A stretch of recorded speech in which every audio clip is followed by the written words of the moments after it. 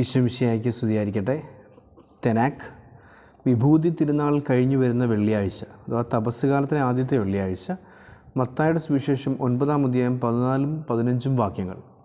ഇവിടെ ഉപവാസത്തെക്കുറിച്ചുള്ളൊരു തർക്കം അല്ലെങ്കിൽ ഒരു ചോദ്യം ഉന്നയിക്കപ്പെടുകയാണ്. ഞങ്ങളും ഫരിസേയരും ഉപവസിക്കുകയും നിൻ്റെ ശിഷ്യന്മാർ ഉപവസിക്കാതിരിക്കുകയും ചെയ്യുന്നത് എന്തുകൊണ്ട്?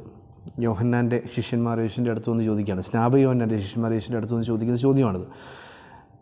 ഞങ്ങൾ ഉപവസിക്കുന്നുണ്ട്, ഫരിസേയർ ഉപവസിക്കുന്നുണ്ട്, പക്ഷെ നിൻ്റെ ശിഷ്യന്മാരെന്താ ഉപവസിക്കാത്തത്? അപ്പോൾ ഈശോ പറയുന്ന മറുപടി ഉപവാസത്തിൻ്റെ ഒരു കൃത്യമായൊരു നിർവചനം എന്ന് നമുക്ക് മനസ്സിലാക്കാൻ സാധിക്കുന്നൊരു വസ്തുതയാണ്.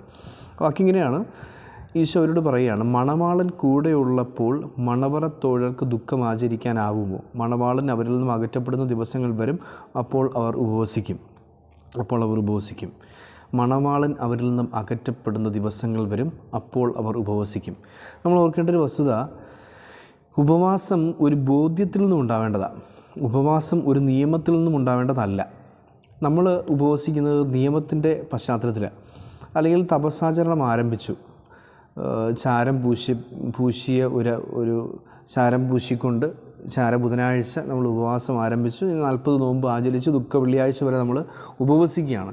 ഇങ്ങനെ ഉപവസിക്കുന്ന ദിവസങ്ങളിൽ എന്തൊക്കെ ചെയ്യണം, എന്തൊക്കെ ഉപേക്ഷിക്കണം എന്നൊക്കെയുള്ള കാര്യങ്ങൾ കൃത്യമായും സഭ നിർദ്ദേശിക്കുന്നതും അതിനപ്പുറവും നമ്മൾ ചെയ്യുന്നുണ്ട്. പക്ഷേ അതെല്ലാം ഒരു നിയമത്തിൻ്റെ പശ്ചാത്തലത്തിലാണ്, നിയമം അനുശാസിക്കുന്നത് കൊണ്ടാണ്. പക്ഷേ ഈശോ പറയുകയാണ്, നിയമം അനുശാസിക്കുന്നത് കൊണ്ട് ഉപവസിക്കുക എന്ന് പറയുന്നത് യഥാർത്ഥത്തിൽ സ്നേഹത്തിൻ്റെ കുറവുള്ള ഒരു ഉപവാസമായി മാറും. സ്നേഹത്താൽ പ്രേരിതമായി ഉപവസിക്കുന്നു എന്നുണ്ടെങ്കിൽ ഉപവാസം ഒരു ബോധ്യത്തിൽ നിന്നുമാണ് ഉണ്ടാവേണ്ടത്, ഉപവാസം നിയമത്തിൽ നിന്നുമല്ല ഉണ്ടാവേണ്ടത്. ആ ബോധ്യമാണ് ഈശോയോട് പറയുന്നത്, മണവാളൻ അവരിൽ നിന്നും അകറ്റപ്പെടുന്ന ദിവസങ്ങൾ വരും, അപ്പോൾ അവർ ഉപവസിക്കും. മണവാളൻ എന്നിൽ നിന്നും അകറ്റപ്പെട്ടു എന്ന ബോധ്യത്തിൽ നിന്നും വേണം ഉപവാസം ഉണ്ടാവാൻ. ഉപവാസം നിയമനിഷ്ഠയിൽ നിന്നുമല്ല ഉണ്ടാവേണ്ടത്. നിയമം കൃത്യമായി പാലിക്കുന്നതുകൊണ്ട് ഞാൻ ഉപവസിക്കുന്നു എന്ന് പറയാൻ നമുക്ക് സാധിക്കും. അതെല്ലാ മതത്തിലുമുണ്ട്. എല്ലാ മതസ്ഥരിലും ആ നിയമം പാലിച്ചുള്ള ഉപവാസമുണ്ട്. കൃത്യമായ ഉപവാസം, ഉമിനീര് പോലും ഇറക്കാതെയുള്ള ഉപവാസം, കൃത്യം ദിവസങ്ങൾ പാലിച്ച്, കൃത്യം സൂര്യ ഉദയ അസ്തമയങ്ങൾ പാലിച്ച് ഉള്ള ഉപവാസങ്ങൾ നമുക്ക് കാണാൻ സാധിക്കും. പക്ഷേ ഇതൊക്കെ നിയമം നിഷ്കർഷിക്കുന്നതനുസരിച്ചാണ്, നിയമം അനുശാസിക്കുന്നതനുസരിച്ചാണ് ഈ ഉപവാസങ്ങളൊക്കെ നടപ്പിലാക്കപ്പെടുന്നത്. ഈശോ പറയുകയാണ്, അങ്ങനല്ല. എൻ്റെ ശിഷ്യന്മാർ ഉപവസിക്കേണ്ടത് എങ്ങനെയാണെന്നോ, അത് സ്നേഹത്തിൽ നിന്ന് പ്രേരിതമായിട്ടാണ്. ഞാൻ കൂടെയില്ല എന്ന ബോധ്യമാവണം ഉപവാസത്തിൻ്റെ തുടക്കം. അതിൽ നിന്നും തുടങ്ങട്ടെ ഉപവാസം തുടങ്ങേണ്ടത്. അപ്പോൾ ഈ പറയപ്പെടുന്ന 40 നോമ്പ് അല്ലെങ്കിൽ 25 നോമ്പ് എന്നൊക്കെ പറയുന്ന നോമ്പുകൾക്ക് അപ്പുറം എപ്പോഴെല്ലാമാണോ ഞാൻ എൻ്റെ പാപം കൊണ്ട് ഞാൻ ബോധപൂർവം എൻ്റെ നാഥനെ എന്നിൽ നിന്നും അകറ്റി നിർത്തിയത്, എൻ്റെ മണവാളിൽ നിന്നും അകന്നു നിൽക്കുന്നത്, അപ്പോഴൊക്കെ ഉപവാസം തുടങ്ങണം. ഉപവാസം it happens, fasting it happens എന്നാണ് നമ്മൾ ചിന്തിക്കേണ്ടത്. ഇങ്ങനെ കൃത്യമായ നിയമനിഷ്ഠയോടുകൂടി ഇന്ന് തൊട്ട് അന്ന് വരെ, ഇത്ര സമയം മുതൽ ഇത്ര സമയം വരെ എന്നൊക്കെയുള്ള നിയമനിഷ്ഠ, അത് ഒരു മാർജിൻ സഭ ഇടുന്നതാണ്.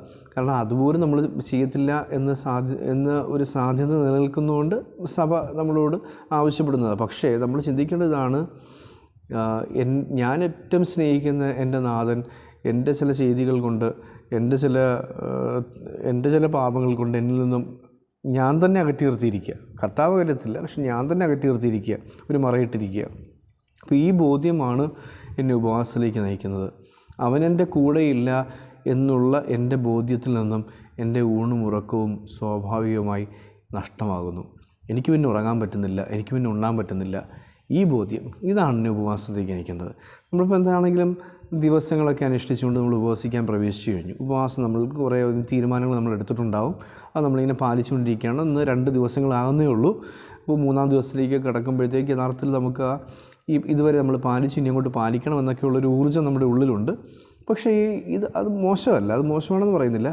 ആ ദിവസങ്ങളും സമയവും ഒഴിവാക്കേണ്ട കാര്യങ്ങളും ചേർക്കേണ്ട കാര്യങ്ങളും ഒക്കെ നല്ലത് തന്നെ. പക്ഷേ ഈ ഒരു സ്പിരിറ്റാണ് നമുക്ക് ഉണ്ടായിരിക്കേണ്ടത്, ഈ ഒരു ബോധ്യം, ഈ ഒരു ചൈതന്യമാണ് നമുക്ക് ഉണ്ടായിരിക്കുന്നത്. അതായത് മണവാളൻ എന്നോടൊപ്പം ഇല്ല, എൻ്റെ നാഥനെ ഞാൻ പലയാവർത്തി എന്നിൽ നിന്നും അകറ്റി നിർത്തി, ആ ഒരു വേദന എന്നെ ഊണും ഉറക്കവും ഇല്ലാത്തവനാക്കി തീർക്കുന്നു. അപ്പോൾ അങ്ങനെ നമുക്ക് ഉപവസിക്കാൻ ശ്രമിക്കാം.